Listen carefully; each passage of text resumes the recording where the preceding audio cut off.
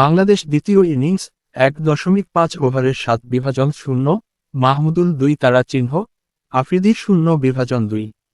শেষ বিকেলে বাংলাদেশের খুব বেশি ব্যাটিং করতে হলো না। আলোক স্বল্পতায় ১.৫ ওভার পরই দিনের খেলা শেষের কথা জানালেন আম্পায়াররা। তৃতীয় দিনে আলো থাকলে ৬.১৫ পর্যন্ত খেলার কথা ছিল। পাকিস্তান প্রথম ইনিংসে করেছে ৩৮৬ রান। প্রথম ইনিংসে ২৭ রানের লিড পাওয়া বাংলাদেশের লিড এখন ৩৪ রানের।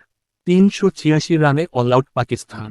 ৩৭ রানে শেষ ৫ উইকেট হারালো পাকিস্তান। ৫ উইকেটে ৩৪৯ রান করা পাকিস্তান গুটিয়ে গেছে ৩৮৬ রানে। মিরাজ নিয়েছেন ৫ উইকেট। এটি টেস্ট ক্যারিয়ারে তার ১৪তম ফাইফার। পাকিস্তানের শেষ ব্যাটসম্যান হাসান আলীসহ তাইজুল পেয়েছেন ২ উইকেট। পেসার তাসকিন আহমেদও ২ উইকেট পেয়েছেন।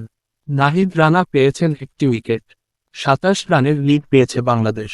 পাকিস্তান প্রথম ইনিংস ৩৮৬, আওয়াইস ১০৩, ফজল ৬০, মিরাজ ৫/১০২, তাইজুল ২/৬০।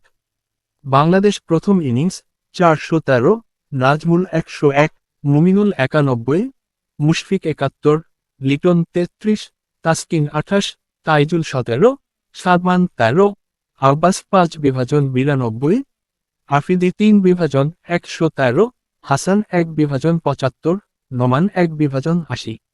মিরাজের ৫ উইকেট। পাকিস্তান ১০০ ওভারে ৩৮০/৯।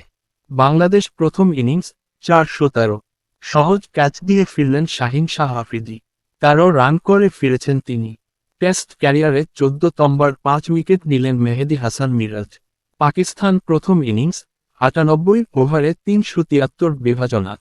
বাংলাদেশ প্রথম ইনিংস ৪১৩। স্লিপে নাজমুলের হাতে ধরা পড়লেন নোমান।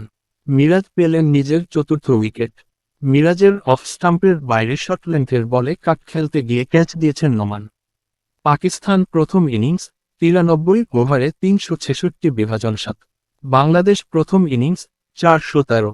কাজের কাজটা করে দিলেন নাহিদ। শর্ট লেন্থে বল ফেলে নিজের বিধ্বংসী গতিতে সালমানকে পরাস্ত করলেন। ৫৮ রান করে দ্বিতীয় স্লিপে ক্যাচ দিয়েছেন সালমান আগা। পাকিস্তান এখনও ৪৭ রানে পিছিয়ে আছে।